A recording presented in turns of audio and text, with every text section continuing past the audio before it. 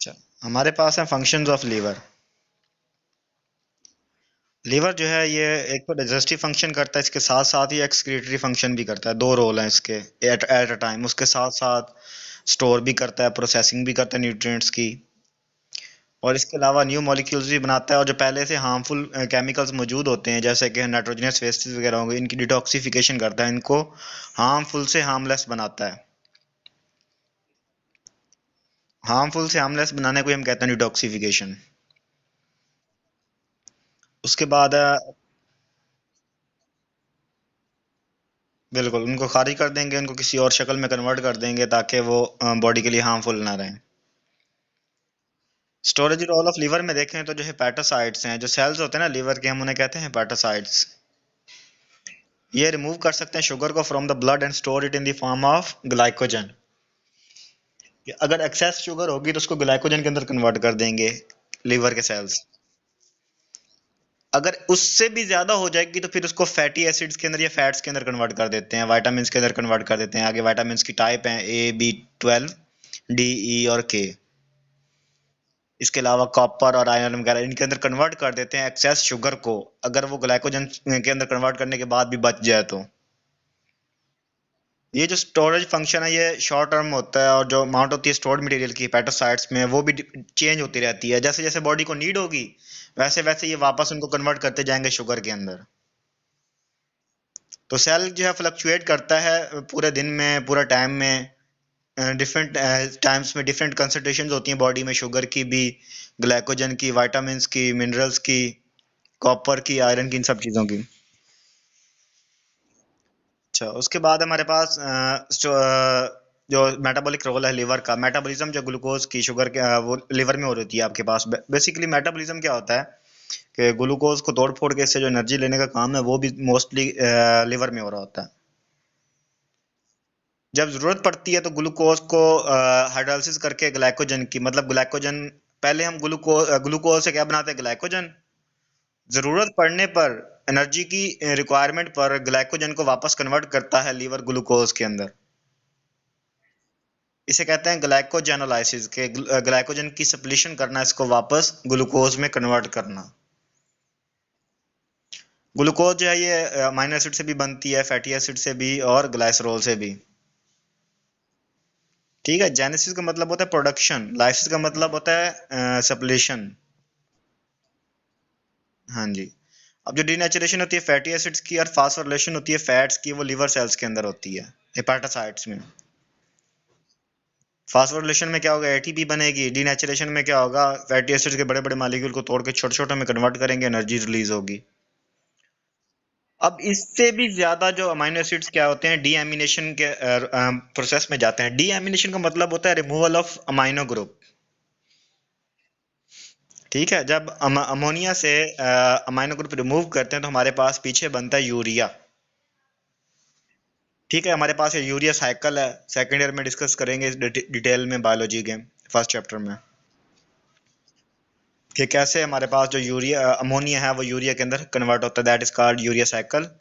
तो ये urea cycle भी चलाने, ये भी कहाँ पे चलता है आपके पास, हेपेटिक सेल्स में, लीवर के अंदर। अच्छा, ये ऑर्निथीन और आर्गिनाइन साइकिल इसे कहते हैं कंप्लीट। मतलब इसमें ऑर्निथाइन का मॉलिक्यूल भी इन्वॉल्व होता है, आर्गिनाइन का भी, सक्सीनेट का भी होता है, वो सारा डिस्कस करेंगे नेक्स्ट क्लास में। अच्छा, जो विटामिन ए का बनना है कैरोटीन से, कैरोटीन स्किन में होता है, गाजर गाजर वगैरह में, चुकंदर वगैरह में। और synthesis of albumin from amino acids take place in liver. Albumin कहाँ पे जाता है, एग में। तो एग में प्लेस करना एल्ब्यूमिन भी काम किसका होता है, लीवर का होता है। अब जो फॉर्मेशन है ब्लड प्रोटीन्स की, जैसे कि प्रोथ्रोम्बिन, फिब्रिनोजन, ये ब्लड क्लॉटिंग के अंदर इन्वॉल्व होती है ना। जब इंजरी होती है, ब्लड फ्लो कर रहा होता है, उसको रोकने के लिए यूज होती हैं ये। ये भी लीवर सेल्स में बनती हैं, नेसेसरी होती हैं ब्लड क्लॉटिंग के लिए। उसके अलावा फैगोसाइटोसिस जो है, ये भी लीवर के अंदर होती है। मतलब जो ओल्ड या डेड जो आरबीसीज हैं उनको खत्म किया जाता है, उनको इनगल्फ कर लिए जाते हैं, इनके अपने ही सेल जो यंगर सेल्स होते हैं वो डेड सेल्स को इनगल्फ कर लेते हैं, तोड़ फोड़ देते हैं। अब जो बाइल पिगमेंट्स बिलिरुबिन है, इसका कलर होता है ऑरेंज पिगमेंट, इसे कहते हैं ऑरेंज पिगमेंट भी कहते हैं। और बिलिरुबिन जो कि ग्रीन पिगमेंट है, ये भी आपके पास हेमोग्लोबिन के ब्रेकडाउन से बनते हैं। हमने पहले डिस्कस कर चुके हैं कि बिलिरुबिन एंड प्रोडक्ट होती है ऑफ दी हेमोग्लोबिन। इसके अलावा लिवर प्रोड्यूस करता है हेपरिन और एंजाइम जो कि प्रिवेंट करता है blood clotting of blood inside the blood vessels, के अगर हमारे ब्लड ज्यादा क्या हो रहा है, कंसंट्रेटेड हो रहा है, ज्यादा गाढ़ा हो रहा है ब्लड वेसल्स में, तो उनको पतला कौन करेगा? हेपरिन। ताकि ब्लड जो है स्मूथली ब्लड वेसल्स के अंदर फ्लो करता रहे। अगर जम जम जाएगा तो फिर ब्लड फ्लो नहीं कर पाएगा ब्लड वेसल्स में, नालियों में खून की। Red blood cells fetal life मतलब बच्चा जब बन रहा होता है उसी दौरान ये बनना शुरू हो जाते हैं। डिटॉक्सिफिकेशन कहाँ पे होती है? लिवर में। अब जो बेबी होता है ना, उसके अंदर रेड ब्लड सेल्स बनाना किसका काम होता है? स्प्लीन का।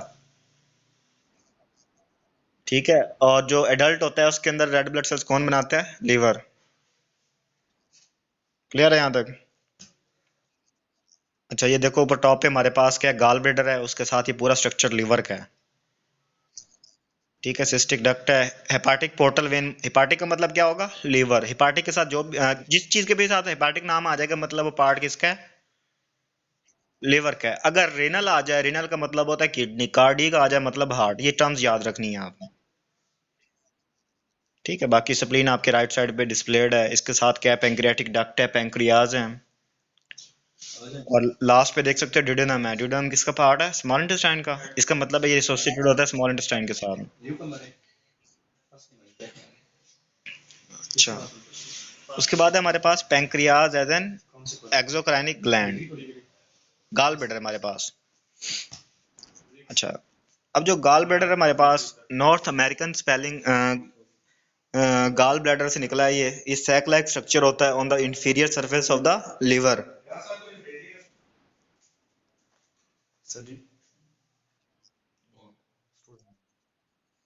बिल्कुल।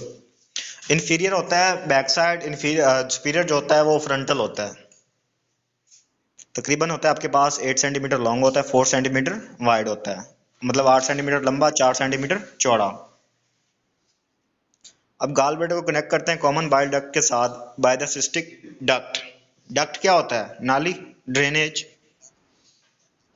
ठीक है। और उसके बाद जो बाइल है ये कॉन्टिन्यूसली सिक्रेटेड होता है by the liver and stored in the gall bladder. हम पहले डिस्कस कर चुके हैं कि बाइल में क्या होते हैं हमारे पास। नहीं नहीं, what is a bile? What is a bile? Bile. What is a bile?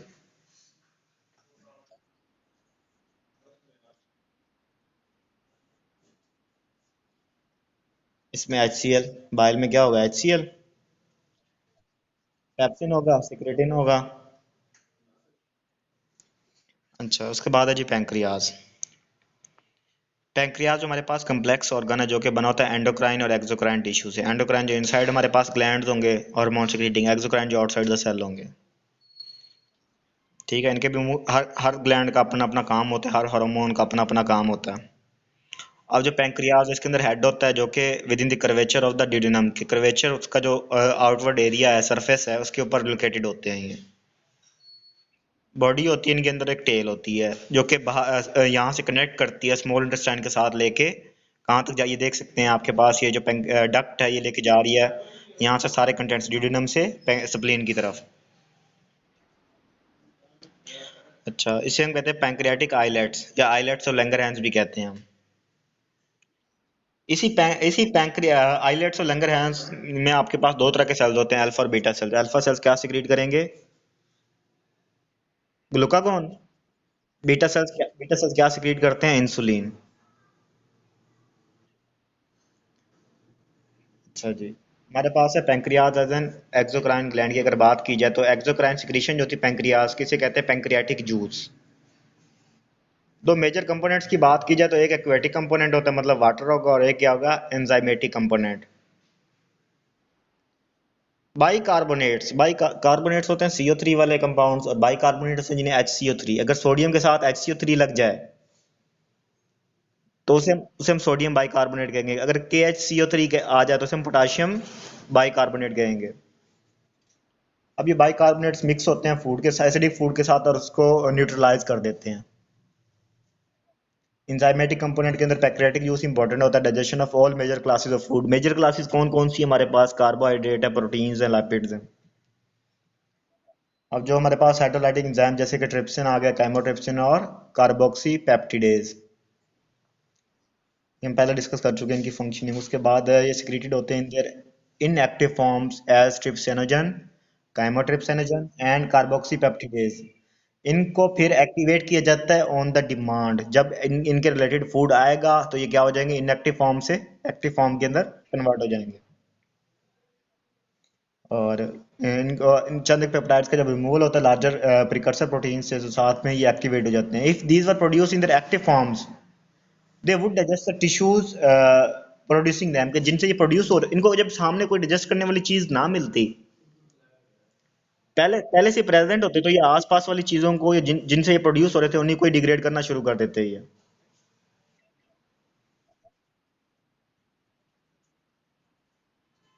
HCl है आपके पास, पेप्सिन है,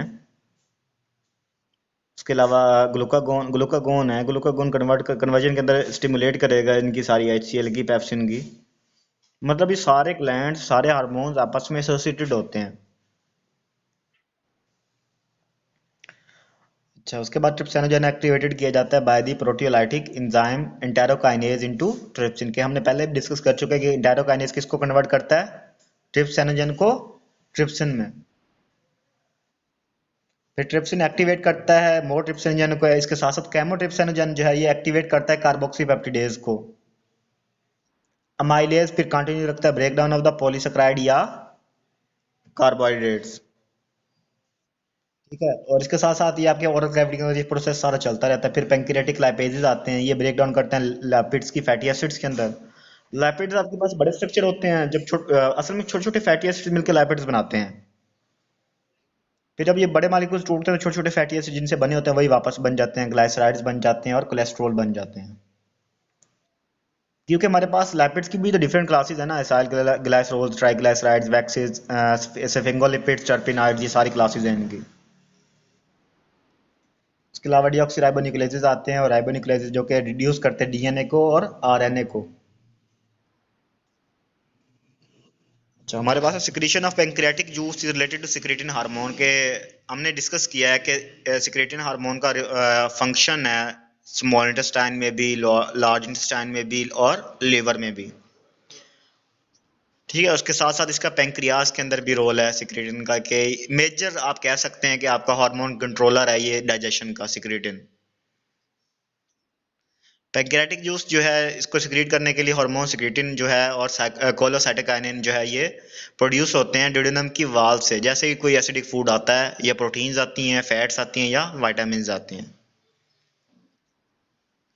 तो पैंक्रियाटिक सिक्रीशन के अंदर आपके पास एक तो एक्वस बाइकार्बोनेट हो गया जो कि डक्ट के अंदर आएगा और एंजाइमेटिक कंपोनेंट के साथ मिक्स होकर एसिनर सेल्स बनाएगा, जिसके अंदर एसिड्स भी, एसिडिक फूड होगा और बेसिक आपके पास क्या होंगे, एंजाइम्स होंगे। तो फिर आपके पास एक क्लियर अल्कलीन सोल्यूशन बनता है जिसके अंदर एंजाइम्स भी आते हैं और फूड भी आता है। फूड के अंदर प्रोटीन्स, कार्बोहाइड्रेट्स, फैट्स होंगे। इनको फिर इनकी ब्रेक डाउन स्टार्ट करवाने के लिए कौन सा एंजाइम चाहिए होगा, सिक्रेटिन। सिक्रेटिन फिर क्या करेगा, ये बाइकार्बोनेट्स और बाकी सारे एंजाइम ट्रिप्सिन और पेप्सिन वगैरह की और HCl की रिलीज को इनिशिएट करवाएगा, चलाएगा। अब जैसे एंजाइम सिक्रीट होते हैं ना एसिनर सेल से, फिर ये चले जाते हैं पैंक्रियाज के अंदर, पैंक्रियाटिक डक्ट से फिर कहाँ जाते हैं, ड्यूडेनम। ड्यूडेनम आपको पता है लास्ट डाइजेशन जो होती है वो स्मॉल इंटेस्टाइन में, और लार्ज इंटेस्टाइन में सिर्फ, लार्ज इंटेस्टाइन में तो कोई डाइजेशन नहीं होती, वहां पे सिर्फ रीअब्जॉर्प्शन होती है। तो जो फाइनल डाइजेशन का प्रोसेस जो ड्यूडेनम जाके जाना होता है, जिसने जहाँ पे एंड ऑन होता है, वहां पे फिर आपके पास ये सारे सिक्रीटिन हार्मोन जो सिक्रीटिन हार्मोन है दूसरे हार्मोन्स को वहां पे फिर प्रोड्यूस करवा के सेंड करवाता है।